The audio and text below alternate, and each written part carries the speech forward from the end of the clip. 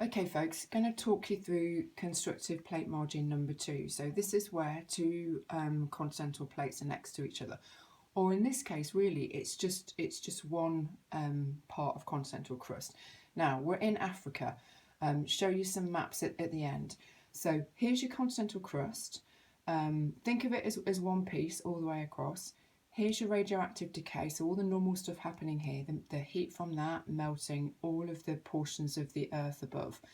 The heat finally gets to the bottom of the continental crust, and what you get here is melting of the crust. But it's limited because this crust is thick. It's a lot thicker, remember, than oceanic crust. Now what starts to happen is this magma starts to collect just here. So it does its melting, but it needs to go somewhere. So I understand this is what happens on a simple level, that the magma moves to the left and moves to the right. Now that actually starts to do a bit of pulling on the crust above. So come back to that in a minute. So as this heats up here at the bottom, what happens is, as the magma starts to collect just here, the continental crust is pushed upwards because this magma is pushing it upwards from below. Now what happens to the top of the crust there? It cracks because it's under pressure, so you get fractures as they're called. So these cracks here are pressure areas on the crust, and it actually warps slightly as well. So if you're on the Earth's surface, that's what it would look like. Right, diagram 2.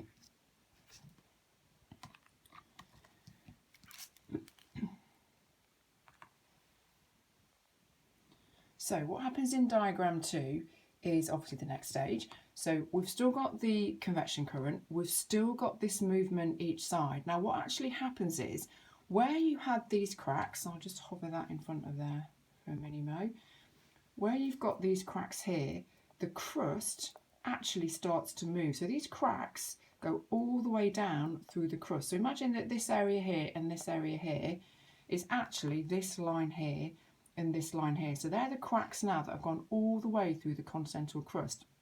Now because you've got this pulling this way, this middle section of crust that was once all upwarped actually drops down. Last year I used the analogy of, imagine that you've got a doll and you're with maybe your brother or your sister, and one of you's got one arm of the doll and one of you's got the other arm of the doll. So that's one arm, that's the other, and you pull.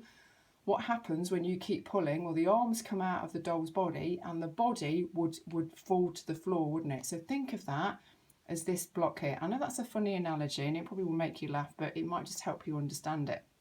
So this block drops down. Now what actually happens now is you've got a valley. So if you were walking along on the Earth's surface, this would be a really high area of land. This would be a steep valley side. This would be the bottom of the valley. Steep valley side, top of the valley. So this is called a rift valley. So a valley that has fallen down.